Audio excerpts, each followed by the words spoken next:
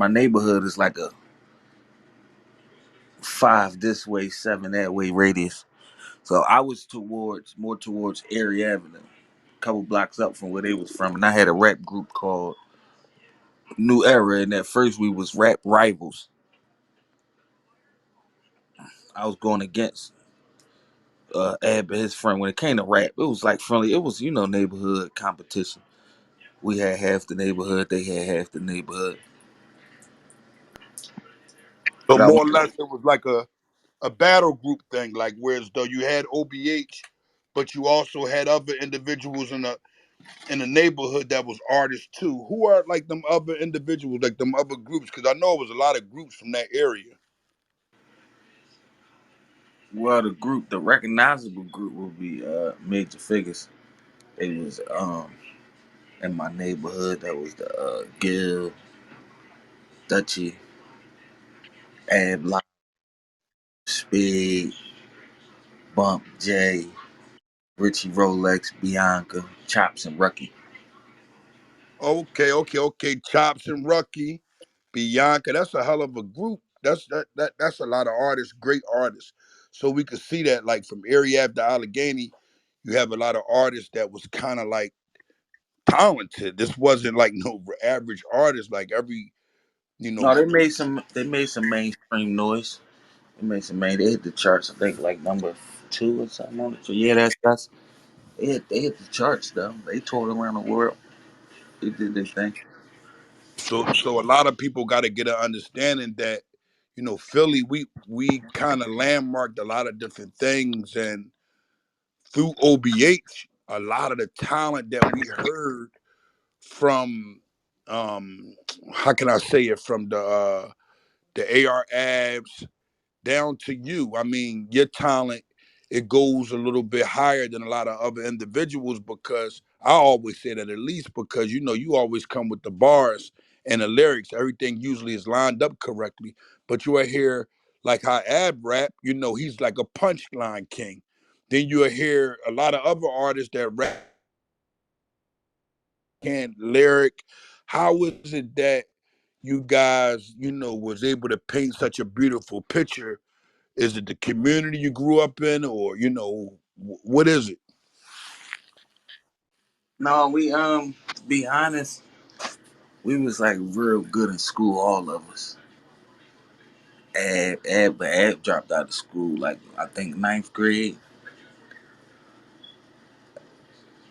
I dropped out maybe the 10th grade due to going to, being jumping in the streets. I went to jail and finished. I happened to finish school at Glen Mills, but we was pretty smart guys when it came to the book smart and just common sense. So we was able to really navigate. We could speak.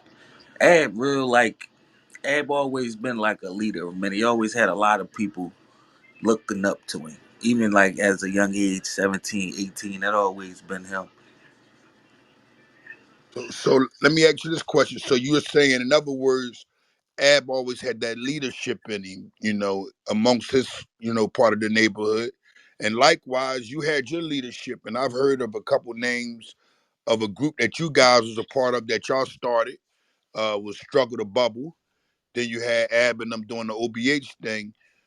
Where was where was y'all intended to go with Struggle to Bubble? How was it? Was there other rappers a part of Struggle to Bubble also?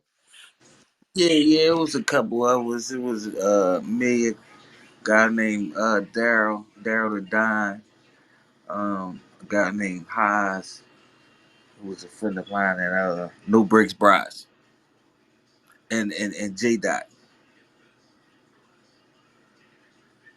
So Daryl the Don was, I didn't know that. Damn. So Daryl the Don was predominantly a part of, actually Struggle to Bubble also, because I hear him, he got a lot of music out also. Yeah, we was actually called New Era at the time. Struggle to Bubble didn't come out. Struggle to Bubble came about because we was listening to Kiss. We was in there listening to Kiss, and he had a line: "You was struggling a bubble and nothing between." And I tagged it up. Looked it good. And Okay, okay. I got the tattoo. Or you got the honorable struggle to bubble tattoo to go along with the honors, huh? Yeah, So, and we was rapping at the time, so we named the mixtape "Struggle to Bubble." That wasn't really the name of the group. oh, so it was a mixtape, but a lot of people in the neighborhood, they kind of took the word and said, "Hey, listen, this is what the group is, struggle to bubble." Yeah, a lot of people got "Struggle to Bubble" tattooed on. Okay, that's what's up. So now that you know that y'all have established that everybody had their own group, Ab had his, his own friends. You had your own friends. I'm pretty sure from a lot of these vloggers, they already know that y'all friends was like separate. Like he had his friends, you had your friends, and what was the reason that you kind of like wasn't swinging around his friends? Like, was it because they wasn't leaders, or was it because you just didn't like a couple of them or a few of them? Because from my perspective of what I see about most of the original block hustlers, they all was solid. You know, what I mean, the ones that I was around. I don't know the other ones that wasn't around. You know more about them than me. Well, I wasn't. I actually never really was too fond of. They to me they was soft back then. I was like a little rougher than them at the time. I might have been doing a little like some slight bullying towards them guys, and now I see that it all came from stemming from Ad being my older brother, but gravitating more to them because they was yes men. I ain't see it at the time. All I seen was like none of them guys can't beat me. Why they you keep acting like this towards them? So I always had an issue with them, and I used to always beat them up. So when you say yes, man, a lot of people may be confused, because some people could be around solid men, and a person may say, "Hey, do this," and that type of yes is honored. Whereas though it's like, because I can ask you and you can do the same thing. So was this type of yes man like a flunky yes man, or more or less like honorable yes man? Um, it was more so really whatever he said they was doing. Okay, so whatever they were doing at the time, basically, whatever Fat Boy was on, they was on, no matter how it went. Yeah, absolutely. All And it right. and it was a jealousy. I think it was more so a jealousy thing. Okay, okay, okay. They was So like, "Damn, why you fucking with them? And I'm the one. They can't do nothing better than me." exactly. So now that you've getting older and you feel as though you didn't want to wait at Glen Mills, Fat Boy done had his little stints. Y'all done been to the can. Y'all done got an understanding of what jail is about. You done got an understanding what the juvenile facility is about. Where was it that you decided, you know, I'm going to go ahead and kind of like honor everything that Fat Boy has going on when it comes down to OBH Records?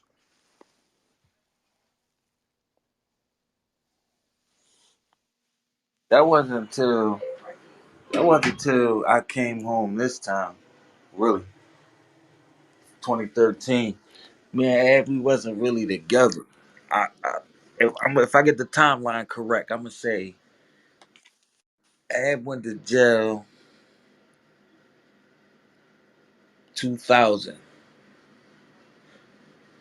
I went to jail 2001. I came home. Ab went to jail like a month later.